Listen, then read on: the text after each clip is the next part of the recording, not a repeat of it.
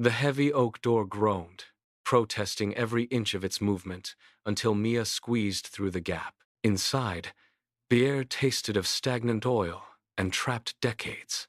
Dust motes hung suspended in the thin shafts of light. She stepped over a rusted heap of gears, her boots crunching on metal shavings that had not been disturbed in 5 years. She crawled beneath the massive central workbench, fingers tracing the cold, uneven floorboards. Her hand brushed against something sharp. She pulled it out, a tiny golden key, its teeth intricate and unfamiliar. Mia stood, the key biting into her palm. She moved to the grandfather clock, pressing the key into a hairline seam. A mechanism groaned deep within the wood. The entire wall panel clicked and swung inward on silent hinges. Mia stepped forward, crossing the threshold into a hidden chamber. Hundreds of clocks covered the walls. Their pendulums swung in jagged, disjointed rhythms. She felt the weight of her grandfather's absence. One clock stood apart from the rest, its frame encrusted with gears of deep, pulsing sapphire. It did not tick like the others. It hummed, a low vibration that resonated in her chest. As she approached, the blue light intensified, casting long, rhythmic shadows against the far wall. The clock whispered a single word: Mia. She reached out, her fingers trembling, and pressed her palm against the cold glass face. The effect was instantaneous. The chaotic symphony of ticking clocks vanished, replaced by an absolute, suffocating silence. She spun around, but the room remained unchanged. She scrambled to the window, pushing aside a heavy curtain. Outside, the world had ceased its motion. A sparrow hung motionless in the air, its wings locked in a mid-flight beat. Below, a car sat suspended on the street, its tires hovering inches above the pavement. Raindrops did not fall. They hung in the air like scattered glass beads. Mia pressed her forehead against the glass, watching the world hold its breath. Nothing moved.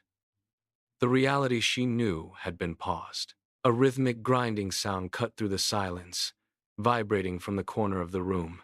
A figure stepped from the shadows, its chest a complex, exposed array of brass cogs turning in perfect, cold synchronization.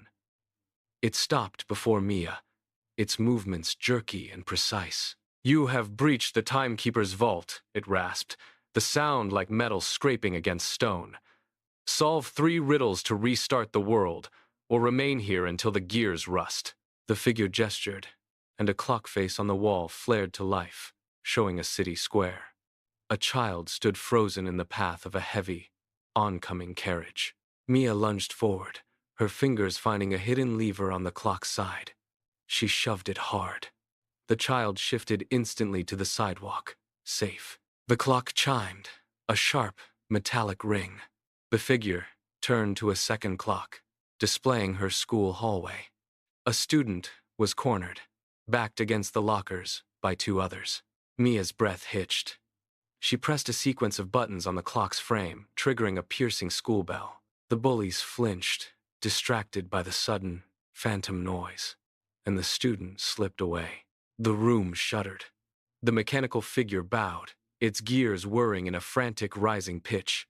One final clock remained, its face glowing with an intense, golden light. Mia stepped toward the final clock.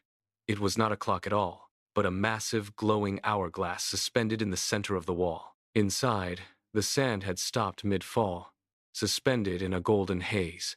She moved closer, her breath hitching as the light shifted.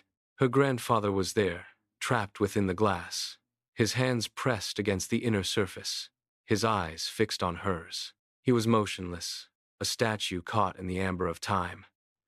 Mia reached out, her fingers tracing the cold, vibrating edge of the frame. Below the glass, she found a small, intricate dial, its surface etched with lines that pulsed in time with the room. She placed her hand over her own chest, feeling the steady, rhythmic thrum of her heart, then moved her fingers to the dial. She turned it, slowly, agonizingly, matching the speed of the gears to the beat of her own pulse. The room began to hum, a low, resonant frequency. The hourglass glowed brighter, the light turning from gold to a blinding, piercing white. She gave the dial one final, decisive twist. A hairline fracture appeared on the glass. The mechanical figure bowed low, its brass joints clicking into a final, resting position. The room began to hum with a deep, resonant vibration that shook the very air.